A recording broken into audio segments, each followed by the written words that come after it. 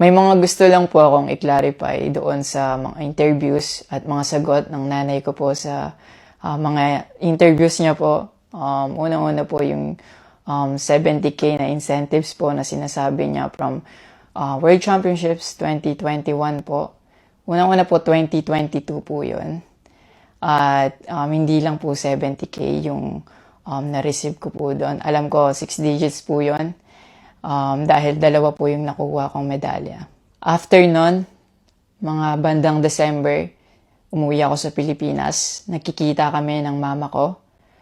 At hindi niya sa akin sinasabi na na-receive niya na pala yung incentives ko from World Championships. Hindi ko pa po malalaman na na-receive niya na po yung incentives ko kung hindi ko pa po hinanap. Never ko na po na-receive yung incentives ko po na yon. At never ko na rin naman po na hiningi yun sa kanila. Binigay ko na at wala na po yun sa akin. Ang sa akin lang naman, gusto ko malaman kung saan napunta yung incentives ko po na yun.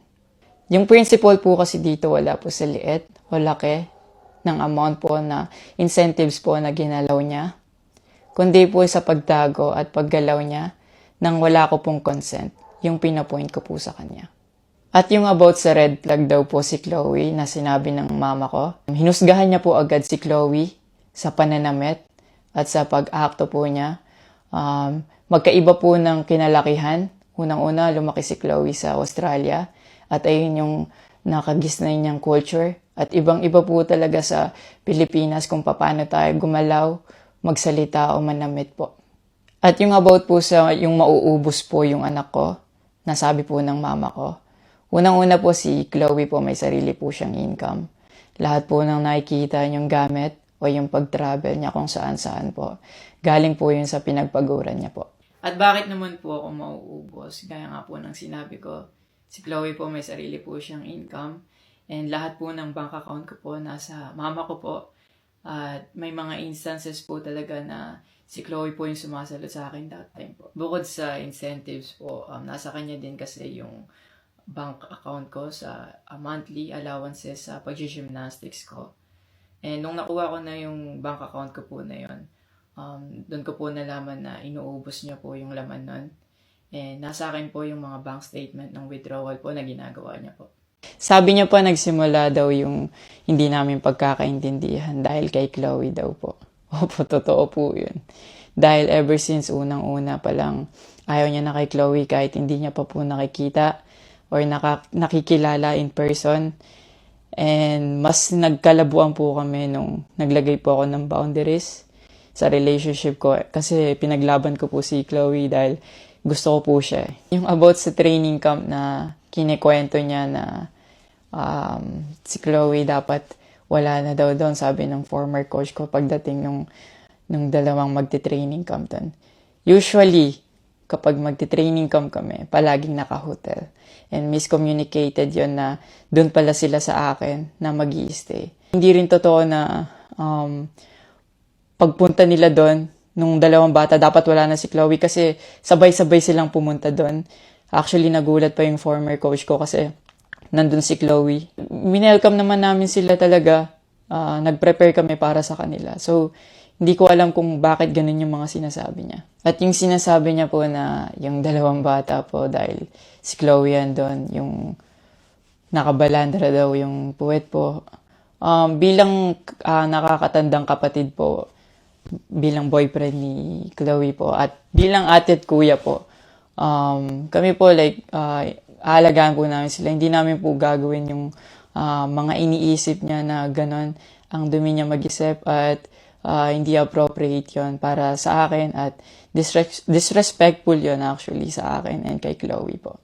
E yung sinasabi niya na so dapat wala daw pong outsider or guest po doon sa apartment ko po. Di din po yung totoo kasi wala naman pong naka-indicate or nakalagay sa contract na bawal yung guest or outsider sa loob po ng apartment po. And actually, invited po si Chloe ng former coach ko from Japan nung SEA Games pa lang po sa Vietnam. So, sinabihan kami na invite mo na lang si Chloe sa Japan and doon kayo mag-hangout. Sabi niya pa na feeling niya daw, nilalayo ako ni Chloe sa kanila. Unang-una po yun, months before nun, kasi uuwi ako parang 3 days yun. Sinabihan ko na sila na mag-i-spend time ako kay Chloe. Nagpunta kami sa Baguio. Sinama ko si Chloe, nag-spend time kami. Nakikipaghalubilo naman po kami, hindi naman ako nilalayo ni Chloe. Actually, pumunta pa kami sa Pangasinan. Like, po kami doon, parang meet and greet. Yeah. Tapos after nun, nagpunta tayo ng Baguio. And then, ikaw pa nga nag-aya na yung sa bike. Yeah, Because we didn't know what to do Yeah. after nung kumain, because they were like, oh, what do we do? I was like, oh, let's go sa Burnham Park. Yeah. So that we can take the little kids to go biking. Yeah. So I'll just attach a screenshot of me saying sorry at that time if they felt left out when we were all hanging out sa Baguio. So you guys can just pause and read. Actually, nagkita po yung mama ko and yung family ni Chloe twice po. And then, yun, nag-usap po sila. In the last resort, my family made a group chat Yeah. na kasama everybody involved because my family wanted to address kung ano yung issues ni mom mo towards me. Yeah, kasi marami na siyang pinapost. Yeah, madami na siyang pinapost. And even though my family knew na madami na siyang pinapost, my family still welcomed them, treated them with respect and with no judgment na pinaringgan nila yung side ng mom mo, what she had to say about me and our relationship. And then, after the group chat, she left, Yeah. your mom left, and wala siyang narinig anything from my family. May recent interview po kayo na kinakongratulate niyo po ako. Kung genuine po talaga kayo, maraming salamat po. Ina-acknowledge ko po yung pagka-congratulate niyo sa akin. Pero nagpa-flashback pa rin po talaga yung masasakit yung sinabi sa akin at yung mga hindi nyo pag-wish well sa akin. Like, tumatatak po yan sa akin talaga. Ang message ko po sa inyo na mag-heal kayo, mag-move on, at napatawad ko na kayo long time ago po. Pinagpipray ko na maging safe kayo palagi at nasa maayos kayong kalagayan dyan lahat. Tigilan na po natin to at i-celebrate na lang po natin yung mga ginawa po ng paghihirap, pagsasakripisyo ng bawat atletang Pilipino dito sa Olympics.